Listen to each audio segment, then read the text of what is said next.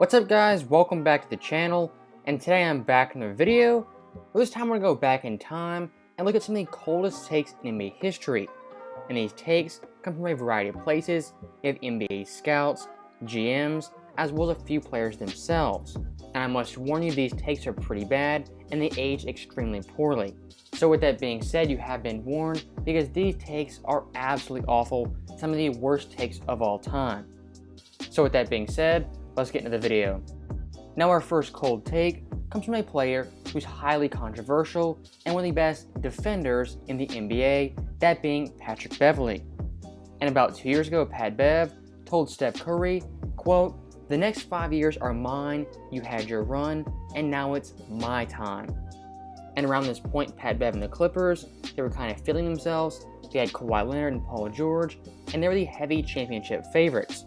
But in 2020, they blew a 3-1 lead, and this year Pat Bev, he made it to the Western Conference Finals, but he went out like a punk, shoving CP3. So to put it very simply, Pat Bev's master plan of owning the next 5 years so far have gone pretty poorly. Pat Bev trick y'all, man, like he play defense. He don't guard nobody, man, just running around. And for a player of Pat Bev's caliber, you should never trash talk Steph Curry. As in Beverley's playoff career, he has 466 career playoff points. Steph Curry in his playoff career has made 473 pointers. And in the last 5 years of Pat Bev guards Steph, Steph has put up 42 points, 38 twice, 35, 32, and 31. So when it comes to Patrick Beverley saying he would own the next 5 years, that take aged extremely poorly. And it's definitely one of the coldest takes in NBA history. Now next up, we'll look at an NBA legend, this time being Michael Jordan. And the cold take surrounding Jordan comes in 1986 when an article was written saying they should trade Jordan while they still could. And if you read this article, it basically implies that Jordan is not a winning player and the Bulls should cut their losses while they can. So the first thing I want to say is trading Jordan, an all-star caliber player and a superstar, 99% of the time, you would not do that. It's a terrible take no matter what. Now the second point of Jordan not being a winner, at this point, he'd only played 3 years in the NBA. It's pretty overreactive and definitely a bad take. And the last part of this article tries to rationalize trading Jordan by bringing up Kareem as well as Wilt, when historically those two trades were two of the worst trades of all time and were extremely lopsided for the Bucks as well as the 76ers. So I think it's pretty clear 34 years later, this take aged poorly as Jordan won 6 championships and three-peated twice. He's one of the greatest players of all time. Now next up, we have LeBron James in a Bleacher Report article from 2011. And in this article, they claim LeBron James will never win a championship. And to give some context, this article was written just after the NBA Finals where LeBron James had an historic choke. So around this point in 2011, this take was probably pretty mild, but a lot of people probably agreed with this because LeBron played so poorly in that Finals. But in this article, the writer is pretty bold, saying that LeBron James has no go-to move, he's not a winning player, and doesn't make his teammates better. He also claims the Bulls with Derrick Rose will run the decade as they have one of the best young players in the NBA who one day might surpass LeBron James. Now as we know, LeBron made 8 straight finals, he won 4 championships, and he has 4 finals MVPs, and he dominated 2010s like few players could. And I will say LeBron's finals record is always brought up, but at the end of the day, he still has 4 championships, and he is a winner. And saying he would never win a championship is a pretty bold take that aged very poorly. Now moving on from LeBron James, we have one of his biggest fans, that being Nick Wright, talking about Kevin Durant shortly after he joined the Warriors in 2016. And Nick makes the case that Kevin Durant is actually bad for the Warriors and makes them worse than they were the previous year. Just flat out say it. Give it to me. If the Warriors had to do it over again, they wouldn't have gotten Durant. And I think the facts bear that out. Damn. Hey, I feel you, though. It's all good. In a vacuum, Chris, people are going to say, wait, so we're getting rid of Barnes, Bogut, Azili, and Barbosa, and we're adding the second best player in the world. Of course we're going to do that. Like, definitely, no question. What they didn't account for, and what I don't think many people accounted for, and I now think we have a big enough sample size to see it, is what Durant's arrival was going to do to the guy who used to be the second best player in the world, Stephen Curry. You gotta be better, bro. I'm sorry. I like you, but you gotta be better. They didn't just trade those 4 players in order to clear up space for Durant. The other thing they did was they affected Steph Curry, who was the second best player in the world, and now he's closer to the 10th best player in the world. He's an idiot. Don't listen to this. He's an idiot. All right, that's what we got to say about that. He's an idiot. And for anyone that says, well, okay, well, they'd still do it. The facts and evidence are this. Last year, they were 7-3-9. Right now, they're a coin flip to even be the 1 seed. So obviously a pretty bad take from Nick. And one of the worst things in that video is that he tries to rationalize his take by saying Golden State was not the first seed in the Western Conference, when everyone knew at this time Golden State was so much better than they were in 2016. And in 2017, they still only lost 15 games. And in the playoffs, they lost 1 game coming in the NBA Finals to the Cleveland Cavaliers. And after making the finals 3 straight years and winning 2 championships, I think Kevin Durant, it's pretty clear, he made Golden State better than they were before he came. You can hate the move, but it's pretty obvious KD made the Warriors better than they were in 2016. So once again, Nick Wright with a terrible take, and one of the coldest takes of all time.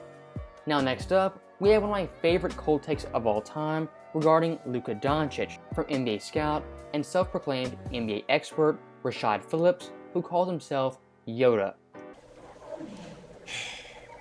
And Rashad's big time take that he was doubling and tripling down on was that Luka Doncic was not a superstar, an all-star, or even a lottery pick in the 2018 draft.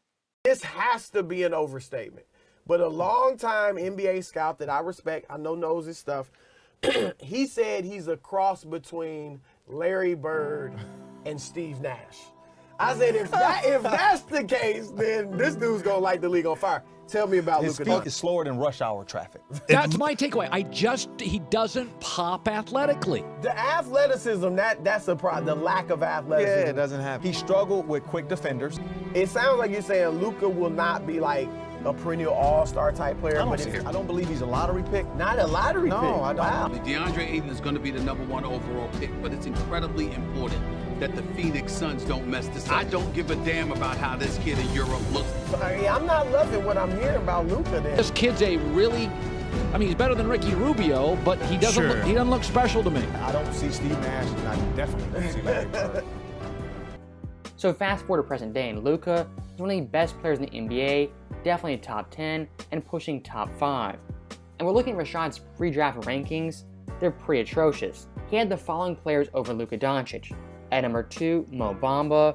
He had Mikal Bridges, Marvin Bagley, Lonnie Walker, Kevin Knox, Wendell Carter Jr., and Colin Sexton. And looking at some of his tweets, he still defended this take for a long time, saying he wasn't a top 5 pick, and he wouldn't touch him with a 10-foot pole. And he even went as far as saying Luka was a 2nd-round prospect. So probably one of the worst takes of all time, and definitely in the running for the worst take of the 21st century. Now sticking with the 2018 draft, the next take we have comes from Skip Bayless, one of the worst analysts of all time. And in this segment, he argues Donte DiVincenzo is a better prospect and potentially a better NBA player than Trae Young. University of Oklahoma fan, both football and basketball, but Trae Young, I've been watching Trae Young all year. I got to tell you, every time I watch this kid, I see more NBA ability in Donte DiVincenzo than I see in Trae Young. Oh, brother, this guy stinks! Yeah. Trae Young's a willowy 6'2". This kid's 6'5" now. He's 6'5".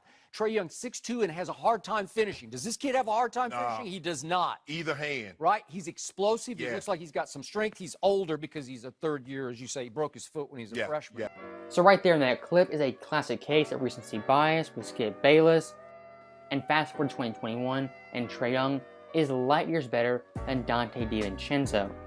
And if you want to look at the tail of the tape, in Donte's career, he has made 4 playoff starts. Trae Young in his career has 4 games of 30 points and 10 assists in the playoffs. DiVincenzo has 74 career playoff points. Trae Young broke that mark by Game 3 of the first round versus the New York Knicks.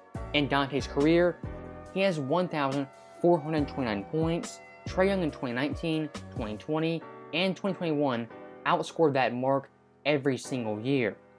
So the debate of Trae Young versus Dante, it was never really a thing, but Skip Bayless had an epic take that Dante is a better prospect than Trae Young. Now getting away from the NBA experts and people like Skip Bayless, let's look at the NBA players and one of their worst takes back in 2019. As in a poll, rookies were asked who they think would have the best NBA career in the 2019 draft. And the players in a landslide chose Cam Reddish over Zion Williamson. And for me personally, I remember this being a terrible take in the moment, and 2 years later, it's aged even worse, as Cam Reddish can't stay healthy, and Zion is the most efficient scoring machine since Shaq. As this year, he averaged 27, 7, and 4 on 60% shooting, and he started in the All-Star game.